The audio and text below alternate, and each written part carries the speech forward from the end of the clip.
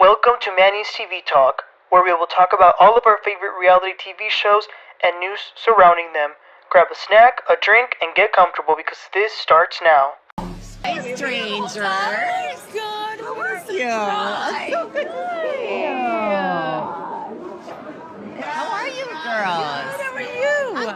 Doing Hello and welcome back. Today we're going to be talking about the Real Housewives of Beverly Hills, the new episode. This is season 13, episode 5.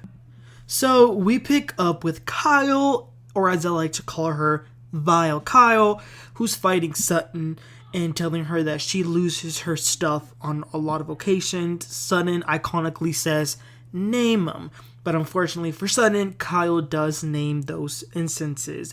And she says that Sutton doesn't seem to be okay. But Kyle's reaction is a little bit unhinged. It's really not that serious for Kyle to be acting like this.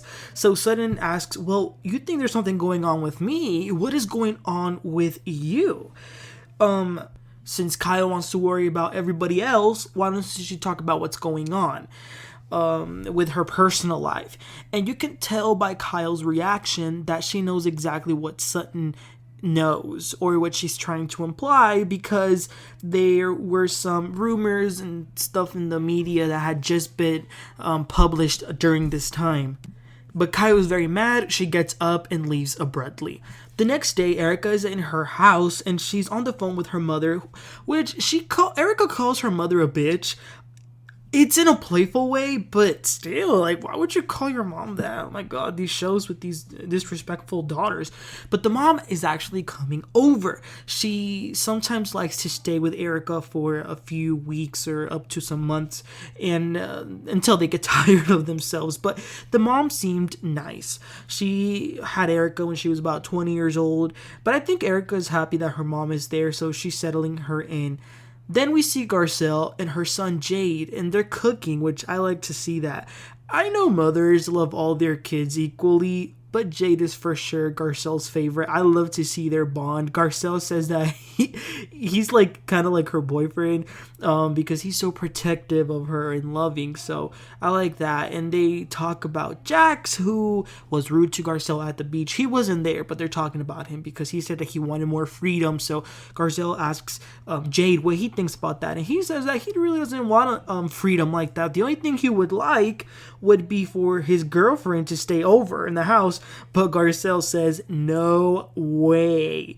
Also, Garcelle's doing a movie, which it's already out. It was a Lifetime movie called Black Girl Missing, and she's going to have a screening for the movie, and Jade will invite his girlfriend. He is so in love with that girl, but I love seeing this scene with these two. Okay, next up is Crystal and Rob. So Rob recently went to China with Jeff, Crystal's brother, to drop him off, but there's some drama with Jeff and his ex-fiance. So they were living in China, they were engaged. Crystal and her mom during the pandemic wanted him to come back to America, so they kind of forced him to come back. But the fiance stayed back in China. She wasn't able to come, so the long distance basically ruined their relationship, so they had to break up. And in a way, they feel like he's holding a little resentment towards Crystal and the mom for making him come to America. So Crystal says that she's noticing that he tries not to talk to her when he doesn't have to and stuff like that. So she does feel like there is some blame. Now Rob is trying to defend Jeff, and he kind of takes his side. Crystal gets a little bit annoyed, and he even goes as far as to say that maybe there's a little bit of a Teresa situation where like the sister's a little bit overprotective of the brother. She says that it's not like that, but then she FaceTimes the brother who's in China, so there's a time difference.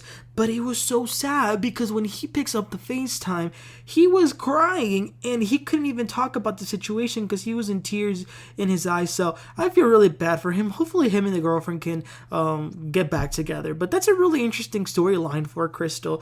But that was that. Moving forward, it's a Sutton and Jennifer Tilly scene. By the way, Sutton was driving this killer pickup truck. It was really nice. So they go to some horse stables because Sutton just bought a horse. It was $47,000, but we know for Sutton that's pocket change. And they are feeding him some carrots. They pet him a little bit. So then Sutton and Jennifer go inside to eat. This Jennifer Jennifer lady is a breath of fresh air. I really like her. So Sutton tells her about Kyle and this recent fight that they had. She says that Kyle has not been a supportive friend. She was screaming at her when they were in Vegas, having no compassion. Plus, on top of that, she thinks that she's acting strange. The excessive working out, not drinking, which I told you guys this already last episode. I don't find that weird. I don't think that you working out and you quitting drinking is weird. But I think that they're not... I get what Sutton is saying. I think what she's trying to say is that the motives why she's doing that might be a little bit weird, or like showing that something is going on with her. Because on top of that, there's these current rumors that are going around the tabloids. So Sutton is wondering what is going on. And Jennifer was just there listening and being supportive like a good friend should. But going back to Erika, she's with her mom Renee at home. And Erika is getting on her for not washing the dishes. The mom Renee thought that the lady would come clean, but Erika says, no, the lady comes once a week. That's all I can afford. Then they talk about Broadway, because when Erika did her Broadway show, the mom went and saw her, which that's really nice. But during that time, they were not on speaking terms, so they go back and forth a little bit about why they stopped talking. Looks like one day they were on the phone and the mom asked a question about Tom and Erika got mad. And speaking of Tom, Renee asks a question about Tom and the firm, but Erika says nope. She quickly shuts that down and says we're not talking about that. Then they sit and have some tea, and Erika pretends that her mom is driving her nuts, but like I said, I think she really likes that she's there, so I'm glad that we got to see Erika and her mom. It puts her in a little bit of a different light. A few days later, the women are getting ready for Garcelle's screening. Now, as they're getting ready, we see two FaceTimes going on at the same time. One is Sutton and Garcelle, and the other one is Kyle and Dorit. Now, in each of these FaceTimes, both Sutton and Kyle are explaining the fights in their own perspectives, but Kyle is telling Dorit her side, which is so crazy, and Dorit is such a... Oh my god, I can't stand Dorit and how ignorant she is sometimes. She was talking about, oh, I think Sutton was threatening you, and I was just like, girl, bye. Okay, so then it is time for the party. So Dorit and Sutton had to ride together, but Sutton done become the new Dorit. She had a whole entire photo shoot before leaving, and she had Dorit waiting, which was making her go crazy. But you know what? I like that, because now she's getting a taste of her own medicine.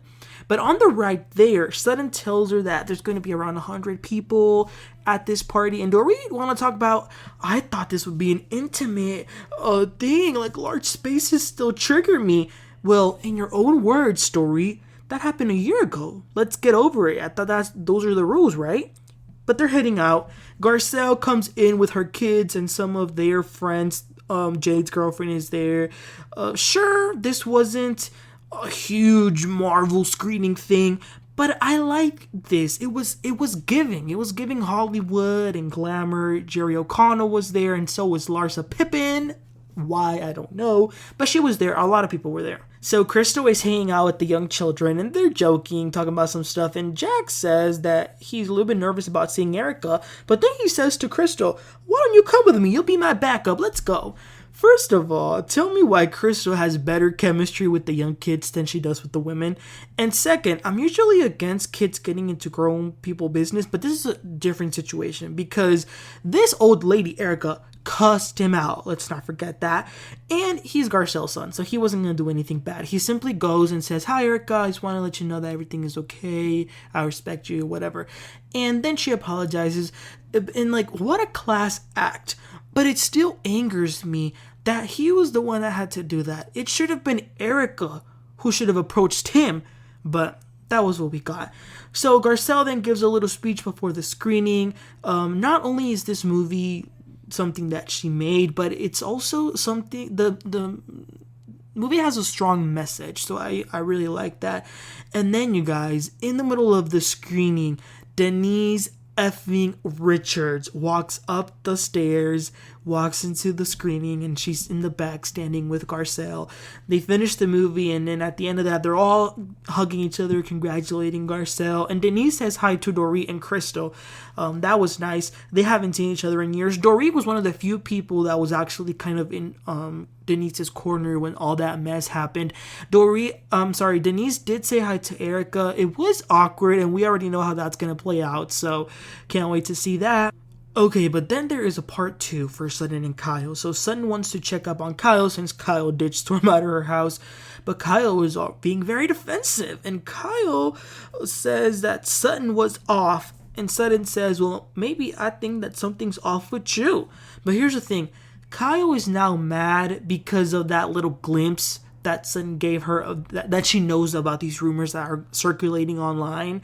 Which always baffles me. Like, why would you be so mean to someone who could say something damaging about you, but they're not? Kyle was just antagonizing her, so Sutton says that it just feels like there's a lack of respect from Kyle. She feels like that Kyle treats her like a little sister, and Kyle says, well, not a little sister, don't flatter yourself. That was rude. But Sutton thinks that Kyle is mad because she's really good friends with Kathy Hilton. Kyle says that, you know what, a good friend would never bring up or allude to any rumors going on. They really get nowhere, and I mean, you can't get anywhere when you're dealing with someone like Kyle who's not being real. And this reminded me of the Queen, Lisa Vanderpump, how Kyle was just so vile and so nasty to her. And listen, when you fall off with Lisa Vanderpump, you fall off with your own blood sisters, Kim and Kathy. You fall off with Camille, everyone. I'm sorry, but you're the problem, okay? In the meantime, Garcelle takes Dorit to the side to express how her feelings were hurt with that conversation they had in Vegas about her kids and how she didn't feel safe bringing them up to the group. Dorit didn't receive that the way Garcelle would have liked. Garcelle says that she still feels bad about Dorit not correcting Erika when Erika cussed out Jax, which I get that. And Garcelle also adds that it also hurt her feelings when she was saying these things that Dorit would say, well, it was a year ago, get over it. She says, like, what if I told you that your robbery was a year ago? Like, it's really insensitive. But surprisingly, Dorit doesn't fight with her. She actually apologizes and they're able to hug it out. So I'm glad that happened. I think this will be the end of anything that Garcelle has with Dorit and Erika about what happened.